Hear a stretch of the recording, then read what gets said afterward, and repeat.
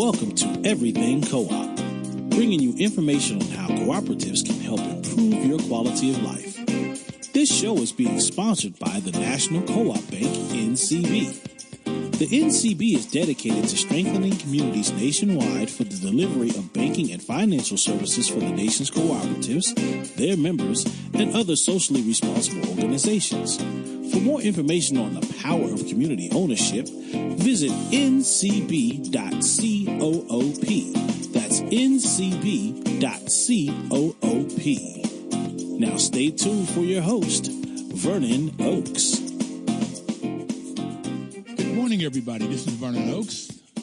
Welcome to Everything Co-op. You know, we're talking about cooperatives and why they are so important, and we're celebrating Women's History Month, the month of March. Last month, we celebrated Black History Month. So this month, we're talking about women and the plight of women. And so today, we're going to talk about Black folk, Black women, and LaKeisha. Woof. LaKeisha, good morning. Good morning. How are you? I'm great. How are you doing? I'm doing pretty good. I'm going to give you a heads up that I'm sitting here in Pittsburgh with my 4-month-old son. So if you hear some cute baby, gurgles, oohs, and ahs, that's him in the background. And how many children do you have? I have two. Two? I have a 5-year-old girl as well. 5 and 2 months? You say 4 months? 4 months. Mm-hmm. Okay, Mama. Fantastic. So Yeah. you are a mother and a wife and an entrepreneur and an artist. Boy, you got a lot going on. Yeah, but I mean, probably not more than the average woman who's involved in her family and in her community. So I'm probably pretty average in respect to that. Well, I think it's been known for quite some time when you educate a woman, you educate a community or a country because women have such a powerful role. My mother is my hero or heroine, whatever you call it. She went back to school, graduated from college with 6 kids, and graduated magna cum laude. And so, and that's what's helped me a lot to go to school is my mother. So go for it, Mom. I really salute you this day in Women's History Month and cooperatives. So how did you get involved with co-ops? Honestly, the only real concept of cooperatives that I had here in Pittsburgh when I was in my early 20s was a grocery store. So we have a local food co-op. So I think that was kind of the only thing that I knew. So when I started, I started changing my lifestyle, getting more healthy, being more conscious of what I was putting in my body, probably in my early 20s when I came out of Penn State. And when I came back home to Pittsburgh, I naturally, was talking to folks about health and found my way there. And later on, actually ended up working there. So in that journey of growing around my health, I began to make my skin and hair care preparations. And so that's kind of how that also grew. So I started working at the co-op, which was a real, just economic need at the time. I had decided probably around early 2000s that, I didn't want to work for anybody. And I wanted to see if I could do this business thing, but I was really unprepared. And so it threw me back into, okay, I need to find a job. This is, just need is pushing me. And there wasn't too much going on because I wasn't actually getting a lot of callbacks at the time. I have a degree in broadcast journalism, actually, but I wasn't getting very many callbacks on jobs. And so I ended up going to the co-op, having to decide at the time between that and a few other things. It was that. And I said, okay, well, I'll choose this because I'm interested in natural health and, and I'll get a little bit more out of the experience, I think. Did you graduate from Penn State in 2000? I graduated in 2001 from Penn State. Well, were you at State College? I was. I went there in 1972 and got in 74, I got a master's in mathematics from Penn State College. I really liked the city and school. So have a little bit here in common. And I love co-op. You had the pleasure of working in a food co-op, and I only learned about them about 20 years ago. So, in managing housing co-ops. So you're working in a food co-op. Yeah, so I was working in a food co-op, and I actually was in the back of the store. They had the cafe, and I originally had applied and wanted to be just a cashier, but I ended up getting a job in the cafe and pretty much was making smoothies and fresh juices and tending to the salad bar, and had the opportunity at that time during that process also talking to a lot of Black folks who were coming in the store, because there weren't a lot of Black people at the food co-op. It wasn't a very, just racially diverse place, just in terms of who was working there. But, you have a lot of folks who are interested in their health, and so that was one of the healthier places to shop. And so you had a lot of people coming in, and, out of Penn State in my early 20s, I was really involved in a lot of grassroots activism work. Things around young people, definitely around schools and what we were learning and the quality of what we were learning, and measuring that by the nature of the conditions of our communities. That if we're struggling with poverty, if we're struggling with the achievement gap, if we're looking at, buildings that are broken down, and just the sort of blight in a particular neighborhood, why aren't we strategically addressing some of these things in what we learn every day? And so it would seem that if you were majoring in economics, you would deal with some more specific examples, particularly at Penn State, because Penn State is a land grant school. And so it's about educating the constituents of the Commonwealth, the children of the Commonwealth, to go back to the different places across Pennsylvania to build up their communities, and that's really what Penn State says that it does. And so we started to challenge that, and specifically for Black people, because we were recognizing that we were falling at the bottom of the ladder in multiple, areas that would measure quality of life. And so I was doing a lot of work around that, helping people to become aware of the issues, doing a lot of leadership development with young people in high schools and on college campuses. And so I had that going on at the same time that I was working at the co-op. So folks would come in, and I'd end up having, really awesome conversations with people about, their lives, but the different neighborhoods in Pittsburgh, the Black community in Pittsburgh. And so I really got impassioned over time as I was kind of moving around in the co-op to becoming a front end manager of the store. Before you move on, though, you said something I want to go back and address. You said that you wanted to own your own business, but you weren't qualified. So your degree... I didn't feel experienced, yeah. Your degree in communications did not give you what you needed to start your own business in 2001. Yeah, there was definitely no sort of entrepreneurial aspect. Everything, at least when I was in school, focused on broadcasting and focused on writing and telling people stories.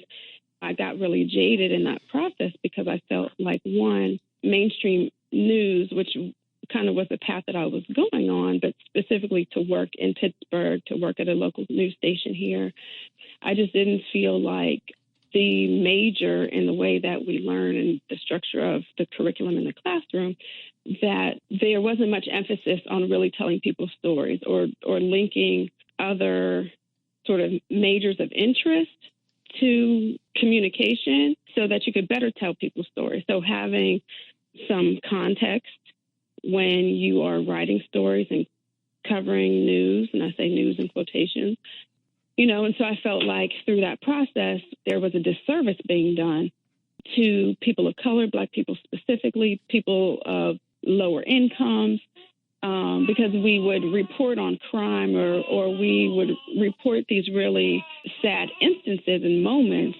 that made headlines, but we would never really talk about the underlying causes, the systematic pieces that are in place that work together to kind of keep people in these categories of the haves and the have-nots.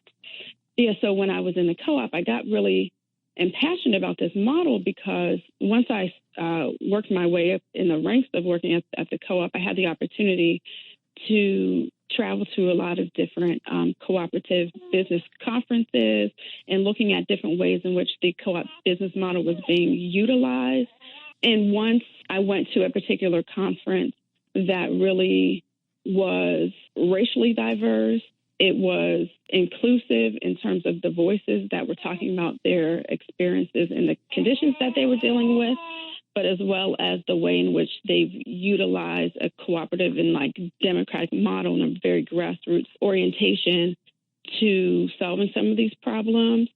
Then I knew, oh my gosh, like this is this is something here. So I got really excited that when I started talking to people in my local community, I started talking to them about co-ops and about the cooperative business model. And so I was really looking for a way to use it. And then in 2008, when I made the decision actually to leave the East End Food Co-op that I was at, and at that time I felt more prepared to launch my personal business more professionally. And I got a call from a friend, Salita Hickman, and she had started having these meetings in the Hill District, which is a neighborhood here in Pittsburgh. It's a historic African-American and immigrant neighborhood here. It's well known for a culture of arts, like cultural nightlife, jazz specifically. And she started having these meetings in the neighborhood because at the time, and really still right now, there was this huge push for redevelopment in the neighborhood, but it was going in a direction that did not include the residents who had lived there and who had sacrificed and who had things taken from them and had really struggled there for a long time through, failed redevelopment efforts in the 1950s. And so to today. LaKeisha, we have a couple minutes before we go to our first break, but I want to fill in between 2001 and 2008. You said when you came out of school, you wanted to start your own business, but you didn't feel you had the experience. So then you started work at the food co-op. You started going to trainings and seminars and workshops. And over that 7 years, you got some knowledge. Mm-hmm. Can you talk a little bit about what kind of knowledge? Because it's the fifth principle of co-ops, it's education, training, and information. So in this model, this cooperative model, you became impassionate, and you've used that word 3 or 4 times already. Mm-hmm. And that's full of passion. I looked it up to make sure it's full of passion. And it's a powerful, compelling emotion, passion of feeling. So you've got this feeling, this powerful feeling for this cooperative model. But how did you get the sort of, I didn't have the experience, I didn't have the education to start my own business, and then so I worked at the food co-op for 7 years, and in 2008, I was ready to start. And I'd like for you to answer it when we come back. We're going to take our first break, and then we'll be right back. Anybody want to call in to ask any questions, call in 1-800-450-7876. We'll be right back. Washington, D.C.'s News Talk, 1450 AM WOL and 95.9 FM. Information is power. This is why the National Cooperative Bank is sponsoring this program, to give you the information about cooperatives. This model, this cooperative business model, is what our guest, Miss LaKeisha Wolf, is impassionate about. And we're going to talk about how she changed her feeling from not being able to start her own business in 2001 when she graduated from Penn State, and then started working into a food co-op in Pittsburgh. And by 2008, she felt ready. So what kind of training, what caused this attitudinal shift, LaKeisha? Well, several of the opportunities of learning came through workshops. I know I went to a specific training called the Young Cooperative Leaders Training. But really meeting people, hearing some stories. One of the people who I met several years ago, and to this day, we actually were just on a panel together the other day, is Dr. Jessica Gordon-Nemhard. And I was just so impressed by her. She's a professor at John Jay College in New York. And in my opinion, I haven't seen anyone else who has done this level of work around cooperatives. She is really focused on the cooperative history, real tangible examples and models and businesses over time that have occurred within the African American community. And she's just a very thorough person. And so she has been doing a lot of presentations. I think she studies economics and African American history, culture, and teaches those things. But this very specific work that she's done is probably what influenced me the most over this time. I also met a wonderful sister who's actually there in D.C. Hold on one second, LaKeisha. Sure. Dr. Jessica Gordon-Nimhard's book is Collective Courage, A History of African-American Cooperative Economic Thought and Practices.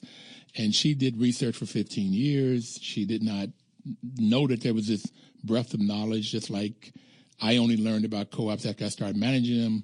LaKeisha did not get any experience or knowledge about co-ops in her education at Penn State. But Penn State Press did publish this book. So, which is, ironic or that's serendipity to this day. But you're also your young cooperative leaders. From looking at your bio, you got that training from NASCO, if I read your bio right. And NASCO is the North American Student Cooperative Organization, and it's NASCO.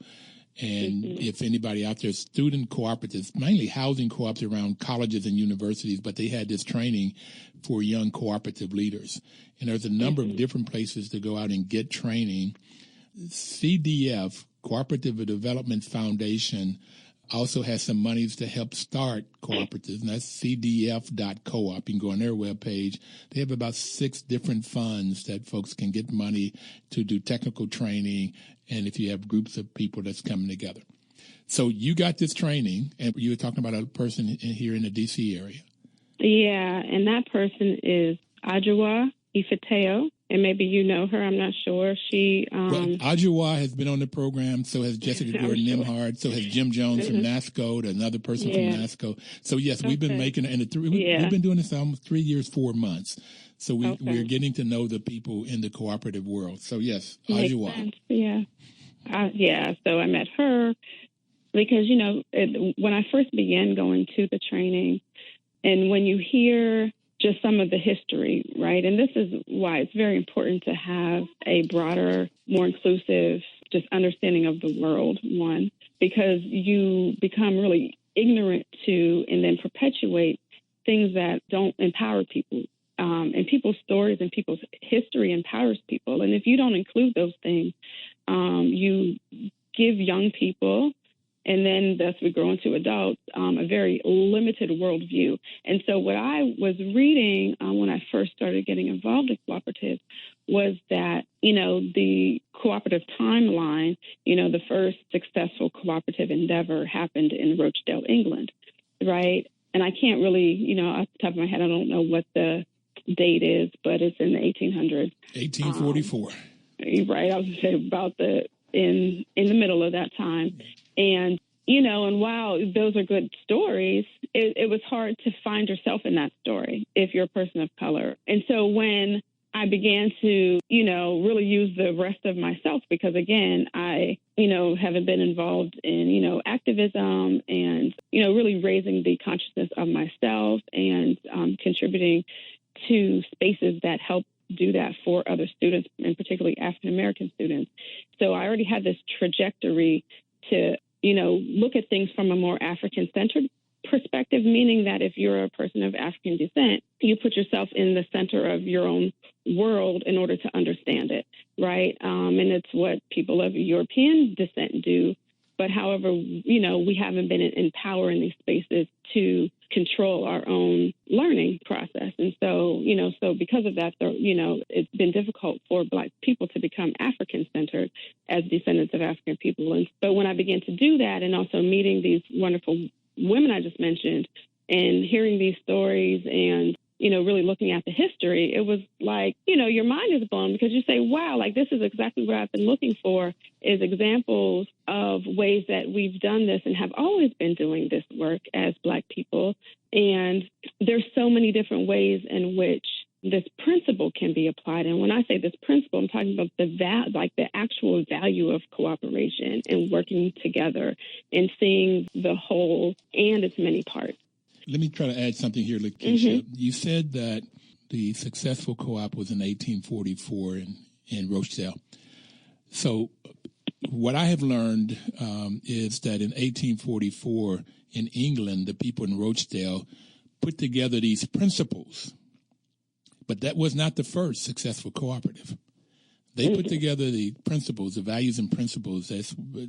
They started that process and writing it down and spreading it out, which is what the British were known for. But I was in a presentation in Puerto Rico, when Puerto Rico has a lot of co-ops, and the presenter said in the 1400s, the Incas in Peru had cooperatives.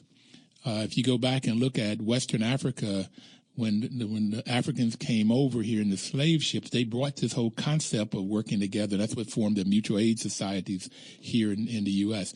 But this whole in Southern Africa, there's something called Ubuntu.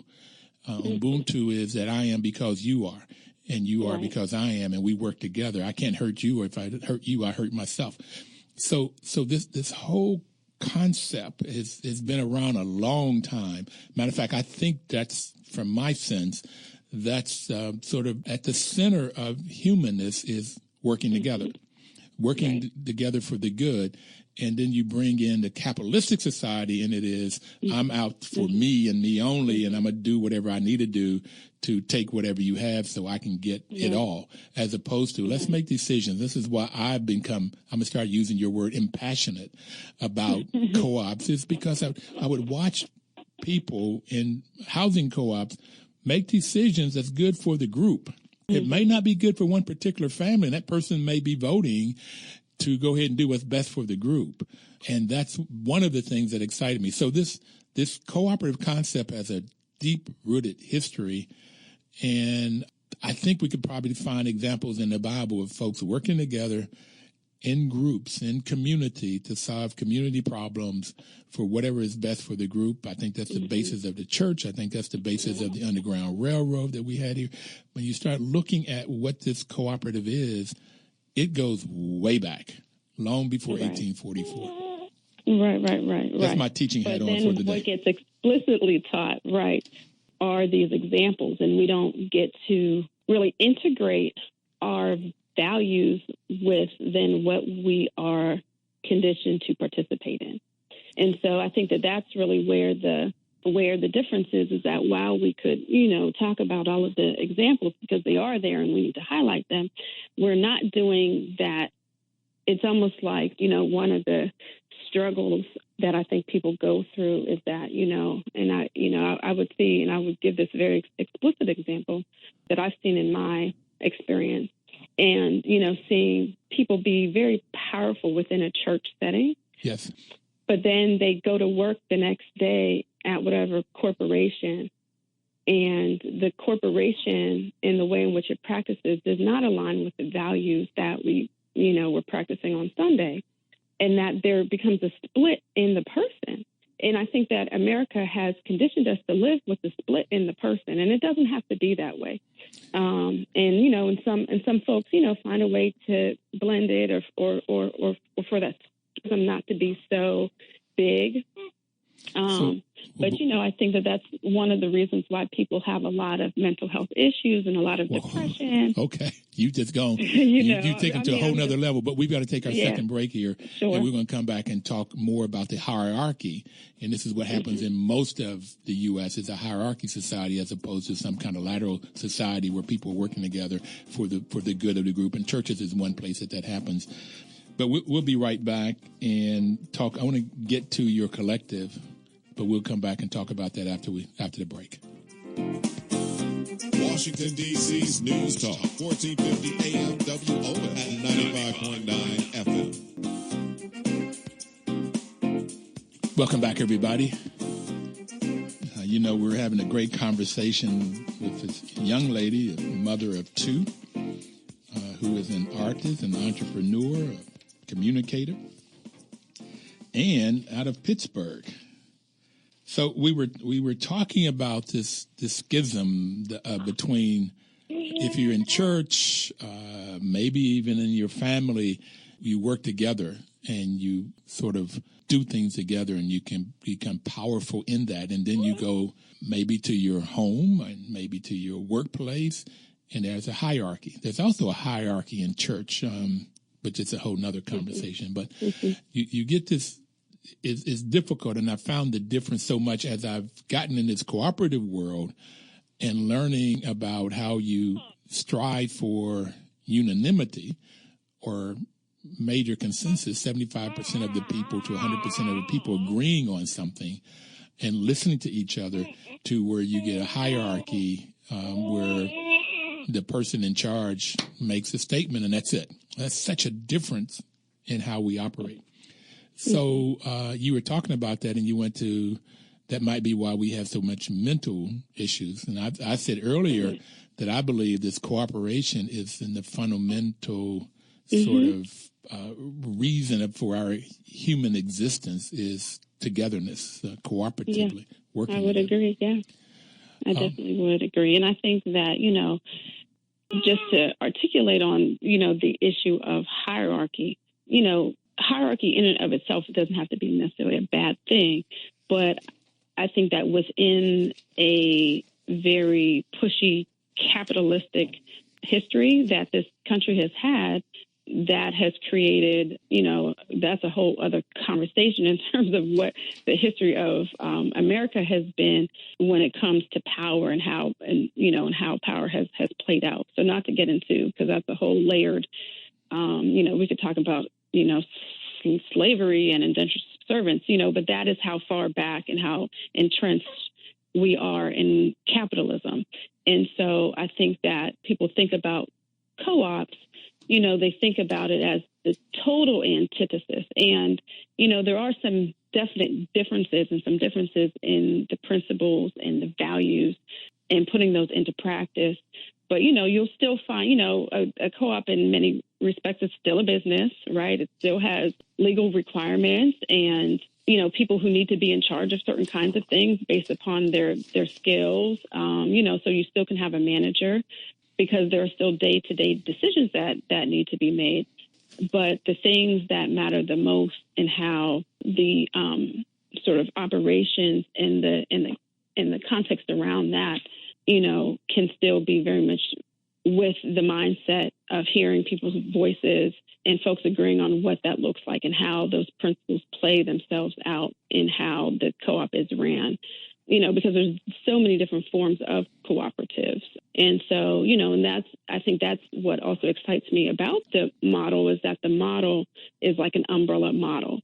So there's so many different ways in which you can have hybrids of the model, but it's really about, putting these other values into action and making sure that at the end of the day, there are collective benefits for everybody involved.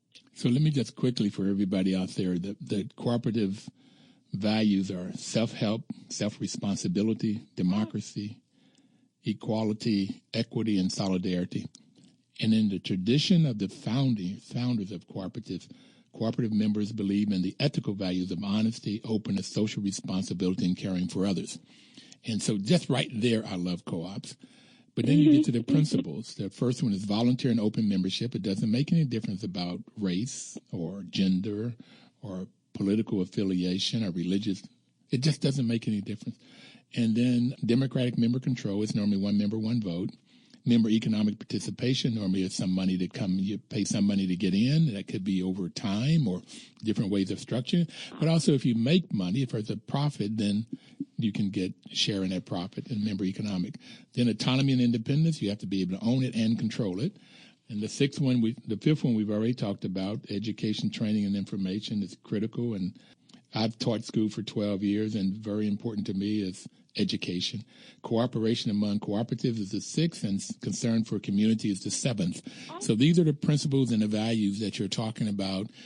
But if you're using these values, the members can decide to have a hierarchy, okay? Mm-hmm. Or the members can say, we're going to have decisions where everybody has a voice. And there's pluses and minuses for both of those.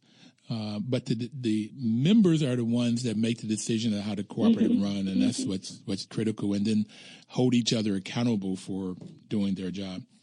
So you started talking about the founder of Ujamaa Collective. Ujamaa.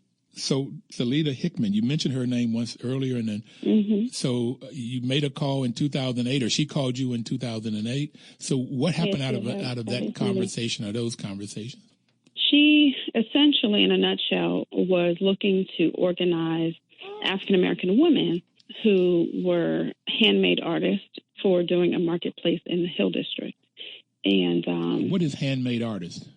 So these are artists who make their goods by hand, essentially. So jewelry artists, and really if it's not made on a machine, it's a handmade thing, right? So there's all kinds of things. But a lot of the women who came to the table were jewelry artists, textile artists, fashion folks, people who had different types of like paper craft businesses, making greeting cards, people who were sculptors, folks who, worked in like ceramics and all of that, made plates and, things for the home, lots of different types of home decor items, again, textiles, cooks and caterers, and the list goes on. And then you had women who came to the table who were excited about this idea of working together.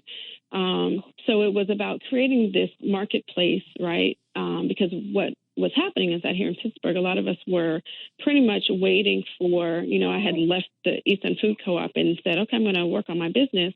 And I didn't have anywhere for my business to go outside of my house unless I was waiting for other people to put on, vending shows and other events. And so that was a part of the sort of impetus that Salida had at the time. What was your business? What was your business? So I have a business called Enjoy Yourself, and I create gemstone-based jewelry. And then I have a line of natural skin and hair care products called EMOS, which stands for Earth Mother. And so I still do those things to this day. And how do you spell EMOS? It's actually E-M-A apostrophe S, EMOS. So you make jewelry and then skin care products, hair and skin care products. Mm-hmm. Yeah. And you were doing this out of your house.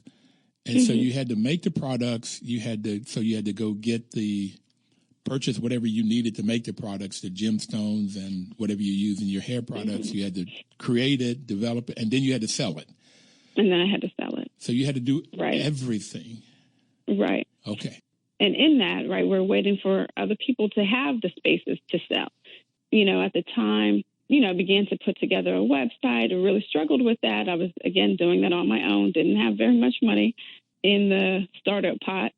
And I got this phone call. And so Salida was organizing women around that. But also, again, she's somebody who's also an activist and works really around children and making sure that children get a start early. So she does early childhood development.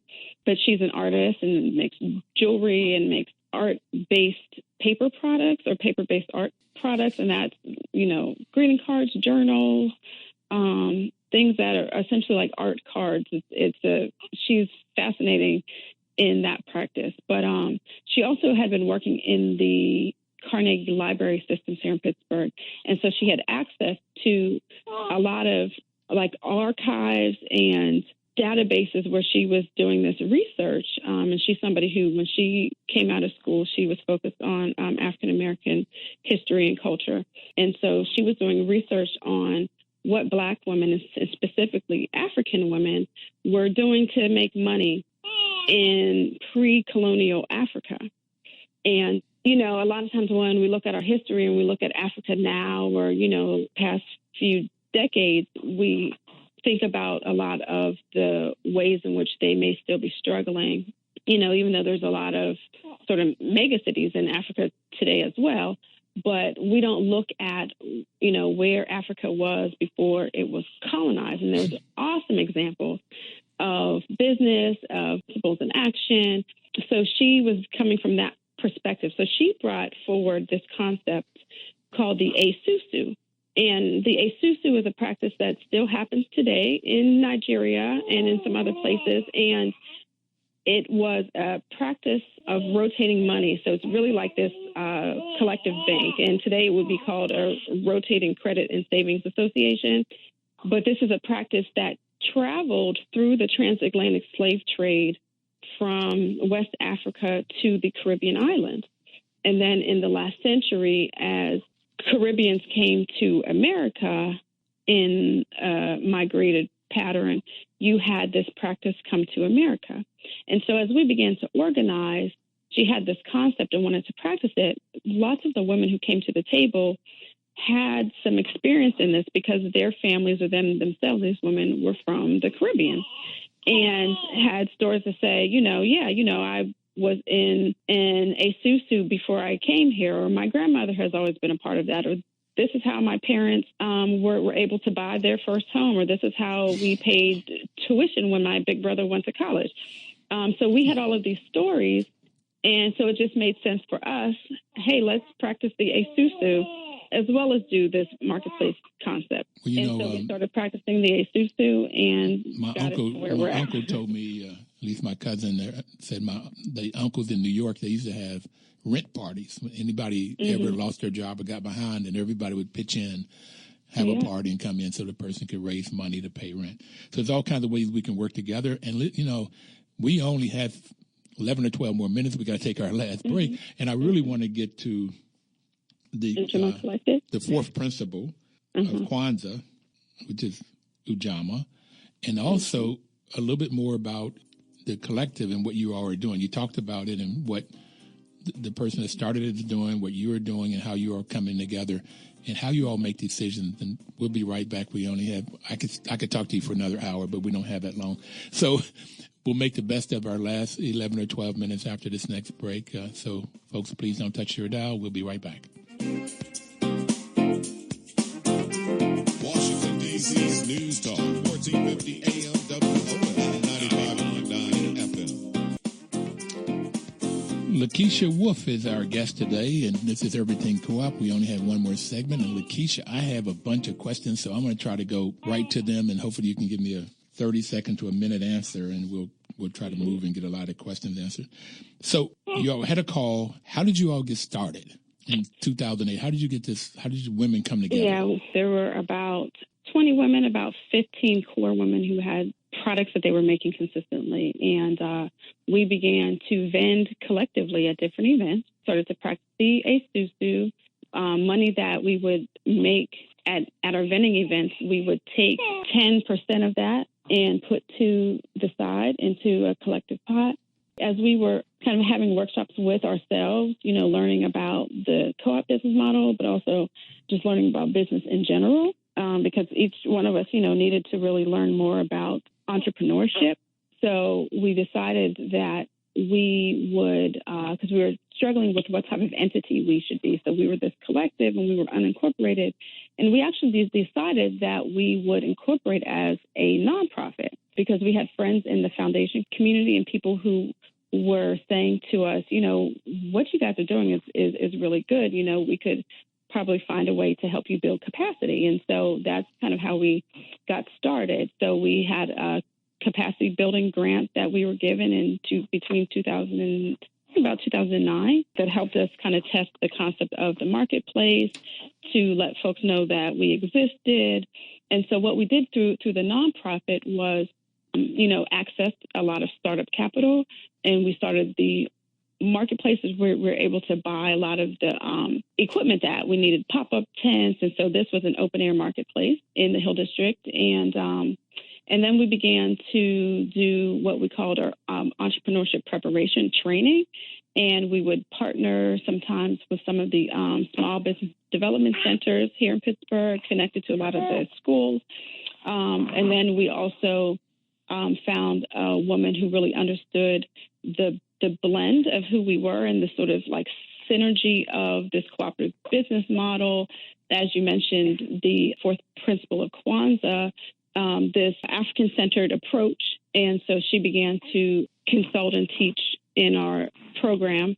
And, we began to really listen to our members about what they wanted to do, and a lot of them were, myself included, creating products that, were food products or needed something that came from the earth.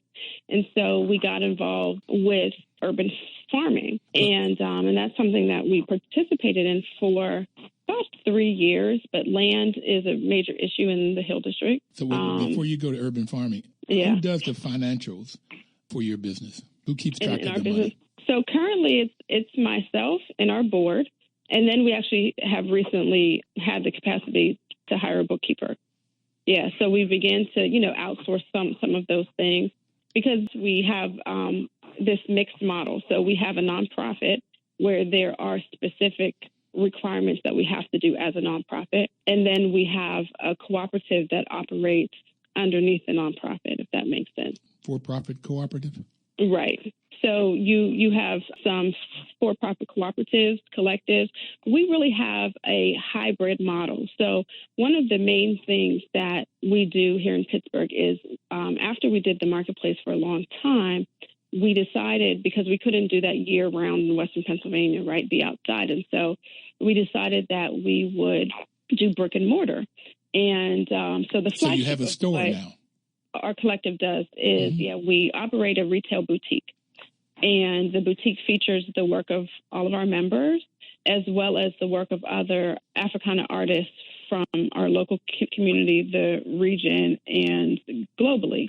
And so we've worked really hard to grow this business, to create not just a local presence, but a global presence, because a lot of the issues and our concern for community is local and global, and particularly because the members that founded our group were local and global. The folks that we were serving as artists and as members and as stakeholders in our group represented, Black folks here in Pittsburgh. But again, as I mentioned, we had women who were from the Caribbean. And so they had families and folks who, made things in Jamaica and in Trinidad. And then we have folks who are from Africa and multiple countries in Africa, Kenya and Nigeria. And, and we know these people in our communities. It's who we, really interact with every day. And we were recognizing that, for us as low-income artists and as Black women who've been subjugated in Pittsburgh, in the Hill District specifically, the medium female worker, Black woman in the Hill District makes, less than $7,000. And so we $7,000 a year? A year. And so we were living these lives.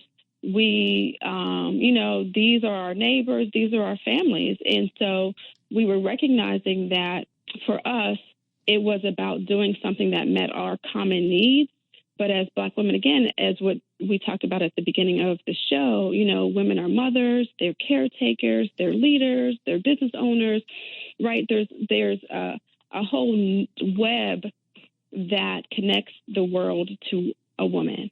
And her influence is great. Her care is great. And so the need is great. And, and the woman is the first teacher. And so she's giving a lot. And so we were looking at studies that were, really giving the data to the lives that we were living and that we were seeing in our communities. And so we recognized that we needed to think about ourselves. We needed to put it in a historical context and think about other people around the world who are suffering, but who are part of our families, who are just like us, and also the importance of, doing business with a global mindset, right? And so that in order for us to grow, we needed to, sometimes when people think about manufacturing in America, our current president talks about China a lot, right? And so there's been this push to, for people to have things produced in China. And yes, the Chinese need jobs, but what happens there and what happens in a lot of other countries is that people are being taken advantage of through their labor.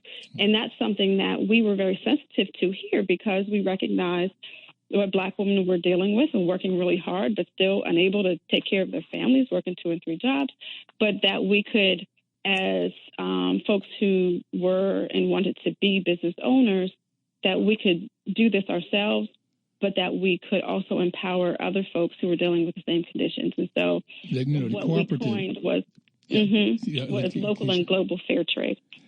Local and global fair trade, but a cooperative are based on the values of self-help, so self-responsibility. So that if you find that the people out there, if you find out that you're in a job that doesn't pay very much, then get together with a group of women, as LaKeisha has done in Pittsburgh, and or a group of men and women. Doesn't have to be gender specific, and decide whatever you want to do in your community, whatever business you want to do, and then you can get started to have control over your own wealth, creating wealth. And what I like about Ujamaa means extended family. Right. The concept asserts that a person becomes a person through people or through community. So that's what we started talking about in this fourth principle. And it's also create your own, you said on your webpage. And would you give people your webpage so they can go and look at? Sure. What is your webpage? It is UjamaaCollective.org. So that's UJAMAACOLLECTIVE.org. And actually, I think if you put in .com, .net, all of those things will come back to us. But just Google us, and we're there. And yeah, the boutique is the flagship of what we do. And our vision from the beginning was to create a regional destination in Pittsburgh through our cooperative strategies, and we've been able to do that over some time. And we're still growing, and we're looking to really invest in the next generation of young women to learn a cooperative business with art and handmade goods as the niche of what they do. And so we're starting a new program now. But, I really encourage people can come and visit us if you're ever in Pittsburgh or coming this way, to stop through and see us in action. LaKeisha, it's been an absolute pleasure. We only have about another minute, but it's Ujamaa, UJAMAA collective.org. I want to encourage you to change that to .coop, either Ujamaa. I know, right? But the fourth principle of Kwanzaa is Ujamaa, and it's to build and maintain our own stores, shops, and other businesses and profit from them together. So creating and working together to profit. And so it's like you don't have to go to the man to say, Mr. Man, I need a job. You can go out and create your own job and create your own wealth. And this is why we're having this program. This is why NCB is sponsoring this program. And LaKeisha, I'm so glad that you came on. I really appreciated the knowledge that you have and what you're doing. I'm planning to make a destination to come to Pittsburgh to shop in your store. It's wonderful. Just keep up the great work. Thank you so much. Appreciate it. So everybody out there, we will see you next week when we'll still be celebrating women's history. And I just will encourage you to go find a cooperative, shop in it, go to Pittsburgh, go online to shop from them, because cooperatives help people to come out of poverty with dignity.